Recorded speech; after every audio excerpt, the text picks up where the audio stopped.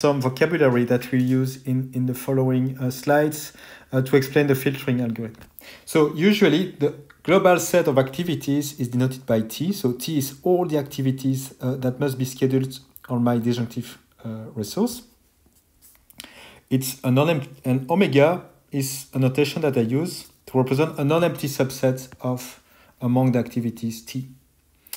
If I have a set of activities omega, I would consider the earliest starting time of omega as the minimum earliest starting time of all the activities. So let's create one example.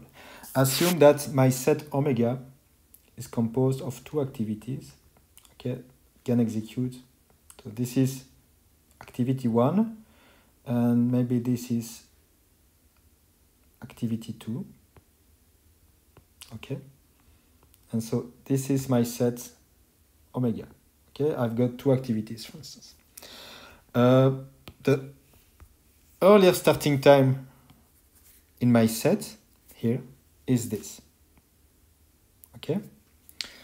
The latest completion time of my set is this. Let's use a different color. The latest completion time is this one. Okay. And then I also have the total processing time of all the activities is the sum of all the processing times. So in that case, that would be the sum of, let's use this color, that would be the sum of this plus this. Okay, it's a global processing time. Then I have some difficult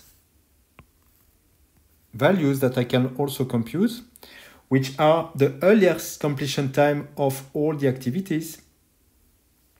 And this is NP hard to compute, unfortunately. Computing the earliest completion time of a set of activities is NP hard to compute exactly. It's a combinatorial optimization problem. So instead of that, what we use is a lower bound on the earliest completion time. And this is a symmetric counterpart for the latest starting time of a set of activities. Okay, so the answer that's the earliest completion time of a set of activities is giving is what is the earliest time that a set of activities can finish. Okay, that's difficult, of course. And so instead of that, because it's difficult to compute, we will compute something easier, which is among all the subsets omega prime that are included in omega, what is the earliest starting time of this set omega prime plus the processing time of omega prime. Okay? And so you need to enumerate potentially all the subsets. So this looks also exponential to compute, but we will see that there are some interesting algorithm that allows you to compute this in polynomial time, at least this relaxation. Okay, so this relaxation, we will be able to compute it in polynomial time. Okay, but in fact, it's considered that it's a lower bound. The real earliest completion time is much more hard to compute.